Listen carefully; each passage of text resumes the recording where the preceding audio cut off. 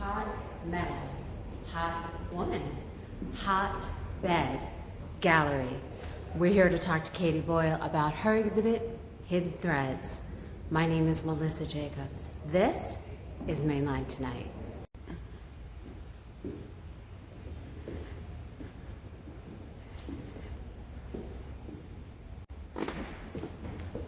A bit about how you did that installation. Did it take days? Did it take... The installation took 3 weeks. Oh! Yeah.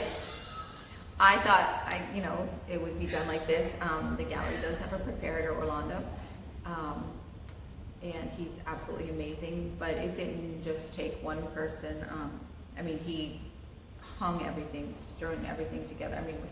I learned so much from it. The curator and donor, Brian Hoffman, was another big element, and there was a third man, Chris, who was heavy in installing. It was days. They were easily 12-hour days. I think I was here. What was that like for you creatively to see that happen? All of this work that you had created and for so long, and then to see it in this space and installed. Did you then make a lot of changes to it once you saw it? We made some changes, yeah, definitely. I had a few ideas of how I like the playground, a different footprint for it initially.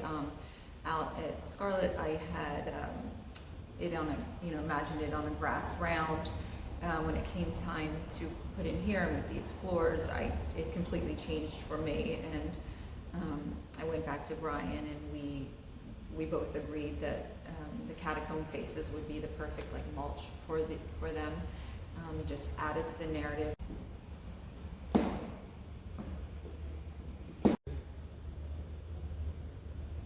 I want to ask about the white box. So what we mean when we say that are the white walls, right?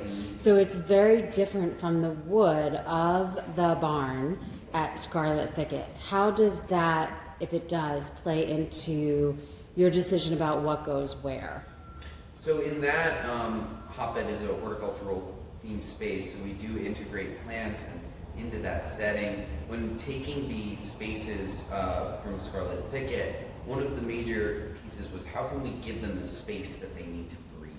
How can we give them that feeling where they feel at home in the space? We're standing in the playground installation, and here we really wanted it to have that play of sunlight, really look at how we're using this kind of a T space in the front of the gallery to give it this width, playing with the paintings that we hung alongside to give it that story.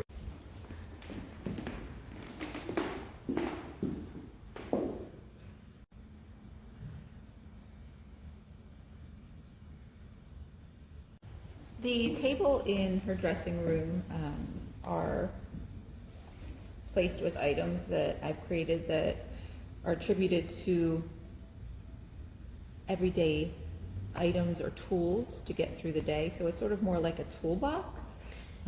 So tell me about the mirror and the comb. They speak to vanity. What about the handcuffs? So the manacles speak to breaking free of things. So a lot of times in my work, you'll see items that I frequently revisit. The manacles are something that travel from installation to installation. I've made so many pairs of them. They are not so much talking about being bound to something, but if you look at the placement of them within my installations, they're more about things that you no longer need, that are cast-offs that you're never going to be bound to again, and not just physically, but mentally, emotionally. I want to ask about the pills because I've seen them in different forms of their creation. So can you tell me a little bit? First of all, what are they made of? Absolutely. So some of the pills are cast from plaster, and some are plaster and wax, and some are just wax. A lot of people, of course, the reaction is like, oh yeah, you need pills to get through the day, and a lot of people do. But personally, for me, what I did when having these molds created for me, I had the molds created in silicone by someone who creates mold, and they did it from a 3D digital printer. But I had words that I printed out. So this one, if you can look closely, says love. So again, something that you might need to get throughout the day. There are different words that I had printed in them. One is love, one is strength, one is loss. So when you're feeling lost, one And is let's talk found. about these, yeah. And some were hand molded. Yeah. But the rest of them I cast myself. I did cast all of them from the molds myself individually. The ones that are placed here on the table, are they placed purposefully? These There four? is, and that's more composition for me. I know that throughout the exhibits, and I have no problem with this, with people, you know, picking them up, and when I point that out to them to try to find the words on certain pills, and they might get moved around, but I get pretty anal about just the placement and the composition and color, and, you know, rather than just tossing them down, I usually reassemble them. I want to ask about the crown, because this is also a recurring theme with you. So can you tell me about this particular one? Yeah, so this one I did create and refinished for this installation. Again, to go with the dress. That's this is the lessening dress that is within this installation this time around. So it's more or less, again, speaks to what you might need to adjust your emotional well-being for a daily trip throughout the day.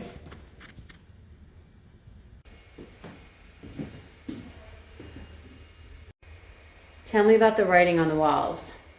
So the writing on the walls is automatic writing. I don't think about what I'm going to write before I write it. I go with one thought. And I like to say, with that one thought, I'm off to the races. This took about 3 days, 3 visits for me to chip away at. I had no intention of completing it all in one day because I didn't want it to be empty words. It's more subconscious. So each day I would start with a new few words and just roll from there. Tell me about the manacles. So the manacles, again, another piece that you'll see frequently throughout my work throughout the years. Again, they do speak to breaking free and not being bound in my narratives, but the viewer gets to decide what it means to them. I think my work is conceptual in that I creating the beginning of the stories, and I always believe there can be different endings, and so it says more about the viewer's perspective. Mm-hmm. And then show me how the manacles move the dress. So for the emancipation dress, this I call the emancipation dress. So the viewer can be somewhat interactive with them, and you will pull. So ideally, if you had one manacle on and one on the other wrist, you could manipulate the dress to move around so that you could get all vantage points and with her bow. I forged the... Yeah, tell me about the metals on here. So it's all steel.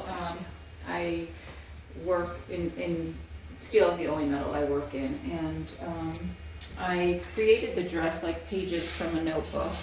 And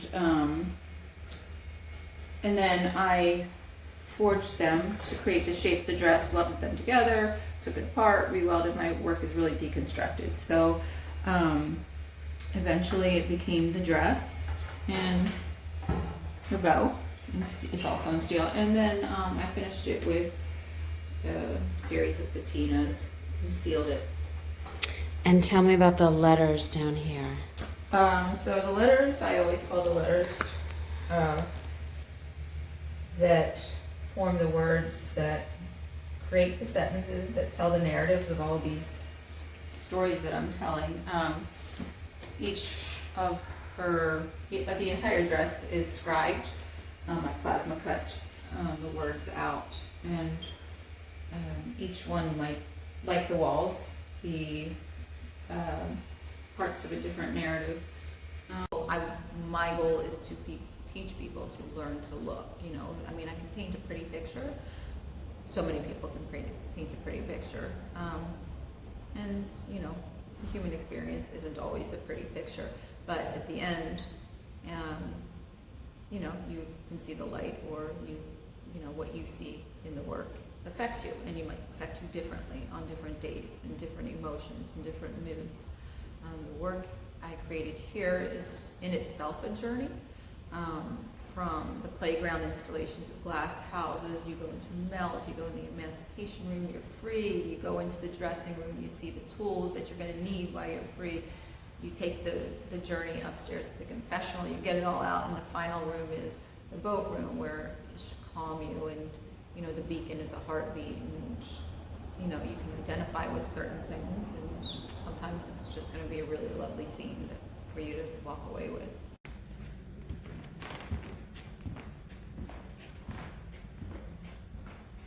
Broke her.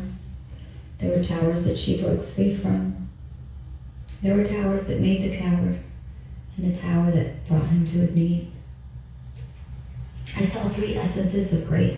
I want to ask about the confessional, because for those of us who are have been with Katee at the farm, she does it very differently there. A seesaw, a playground of around and around. They walked tight ropes under the big top. Theirs were the faces that I remember. Some of them, anyhow. The way I see it. The way I saw it.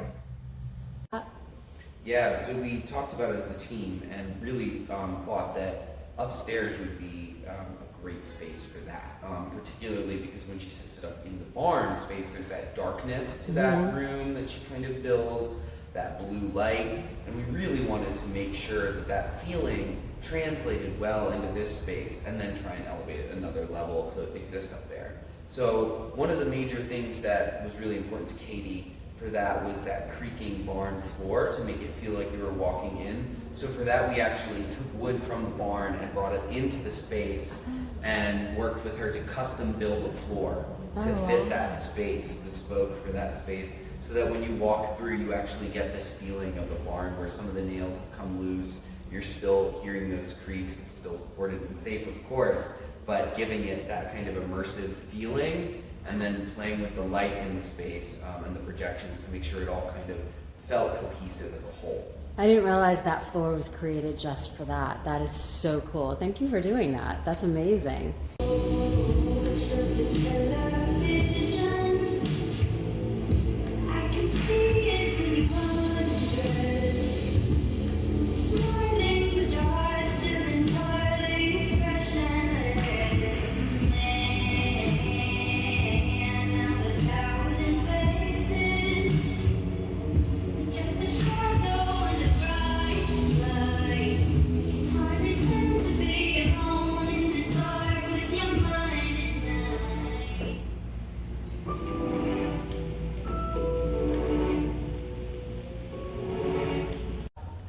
Hidden Threads. How did you come up with that name? Oh, that's Brian. Oh, okay. So are there any hidden threads for you that maybe viewers are not picking up on? Like, are there things? Absolutely, yeah. I'm not going to tell you what they are, but they absolutely. I think they would come through in the paintings. I think again, going back to the paintings, that's why they were so important to me. They are literal explanations, or not explanations. They're literal stories, but sometimes, you know, I think people are surprised to know, for example, the pills, like it's a, you know, darker thing, or the barbed wire, but if you flip it on the reverse and like you looking at the words on the pills, or, you know, you look at the end side, we're still here. You know, you made it through all of these things. You no longer need these shells. You know, you broke free from them. And the memories are good memories. I want to thank Hotbed Gallery and Katee Boyle for hosting me today. It's been an amazing experience, and I hope that you get here before November 12th so you can experience Hidden Threads for yourself.